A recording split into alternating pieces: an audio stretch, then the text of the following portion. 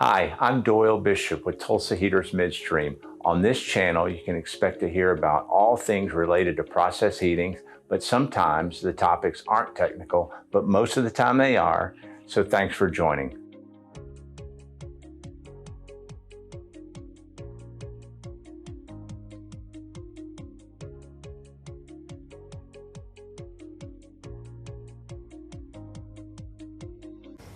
Hi, I'm Doyle Bishop with Tulsa Heaters Midstream. I'm sitting here with Brad Irwin, and Brad is our product manager for two of our product lines. So we have four product lines. We've got direct fired heaters, which we call show heaters, indirect fired heaters, which we call hydroflux, electric heaters, and then we also have thermal oxidizers. So Brad is the product manager of two of those.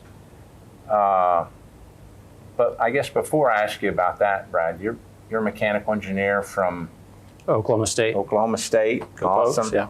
So I'm a mechanical engineer as well. So I think we're pretty well suited for heat transfer and combustion. And anyway, so product manager, what does a product manager do? What do you do?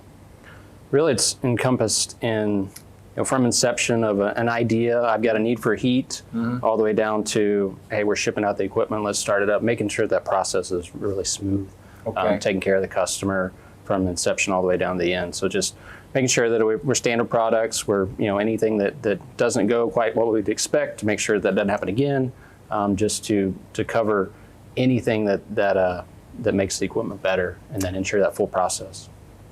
Okay. So a little less strategic. If I wanted to buy one, would I come to you or? Sure. Yeah, I would be the first point of contact on. I cover the design. I cover the proposing. Putting together a technical package, so somebody can review it and make a decision. So if I had a technical question, I would.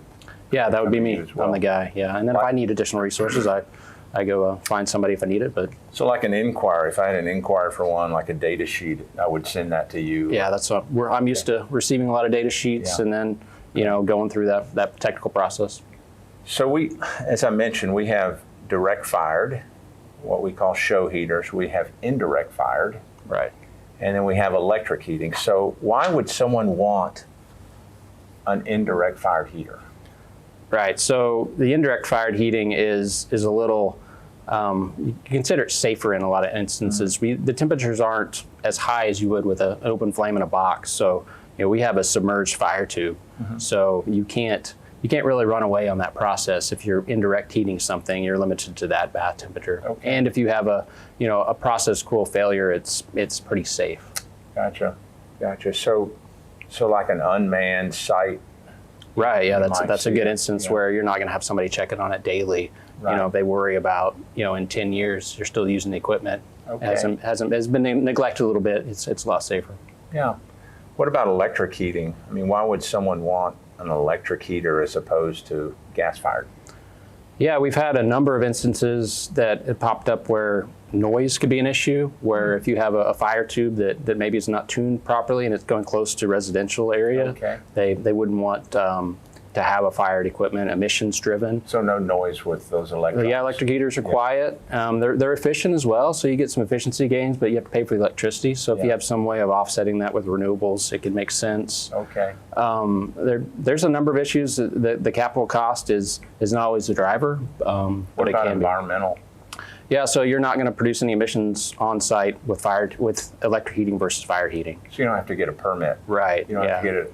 So if you're maxed out on your permit on your NOx, you could look at electric heating and still maybe gain some additional heat.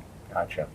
So I know this is maybe hard to quantify, but what would be a giant electric heater in terms of BTU output?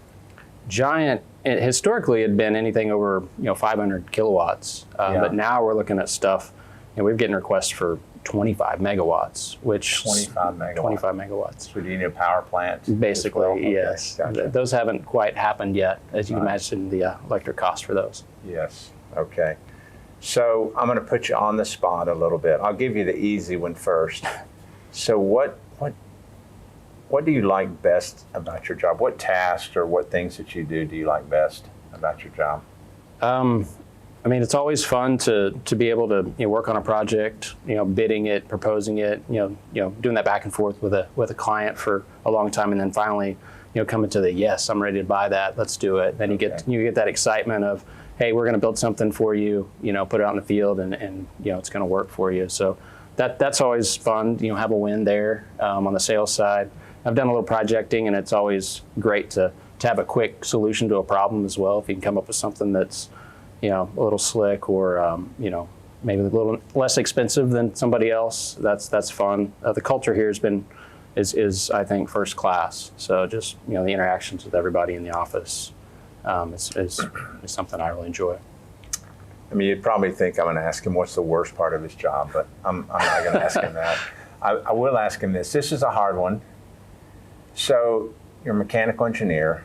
As you think back on your career, what's been the hardest technical challenge you think you've ever had? I know you haven't worked here your whole career, but you've worked here a good chunk. It could be at another place. Just can you think of it? Hardest technical challenge. Yeah, where you're just like, oh my gosh, I don't know how to do this. Yeah, it's some of those, after you've been out of college for, a decade or two, Right. some of those things become a little fuzzy.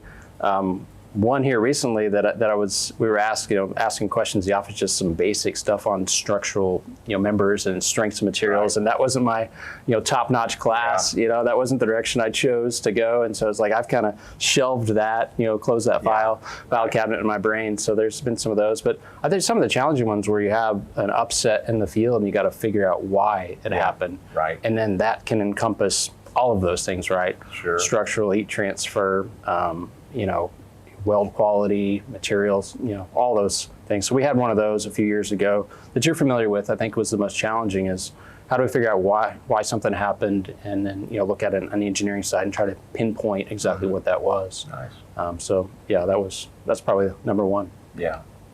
So the Irwin family, here 3 or 4 years ago, you and Jessica had 2 boys, Mm-hmm. and then you guys decided to do something different. Tell us about that. Yeah, we share this story a little bit. Jessica and my wife, we've been married, and it'll be 15 years next year. She's always had a heart for having a lot of kids. And for one reason or another, we weren't able to really do that beyond 2. I always told her I wanted 1 kid's fine. We'll see after that. I was a little more conservative on that front. But we do love kids, and we've been involved in with some people that fostered. We've been involved with people that have adopted, and then seeing a huge need in Oklahoma here and then across the nation. So we've kept an open heart, and we came across the perfect little opportunity, and we adopted a little boy, and he's been with us for 3 years now, and it's gone really good. It's a tough experience, but super rewarding, and I mean we can't wait to see what happens with his life.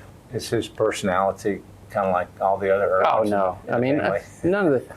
none of my kids are the same, but I mean, he has a little fiery dynamic and just so physically active. Yeah. I thought the other 2 were, and I thought, you say, oh man, that one's a little hard-headed, and he was like, well, you just don't know until you get a real hard-headed kid, but that's going to be great for his future. He's going to get what he wants, and I think for big things. So yeah, we're a family of 3 boys now, and it's a challenge, but it's great. Good deal. So, if you guys have an indirect heater need, electric heater, now you know who to call. Yeah, thanks. Hey, thanks for joining. If you enjoyed this episode, hit like or subscribe to get more information about process heating and Tulsa Heaters Midstream.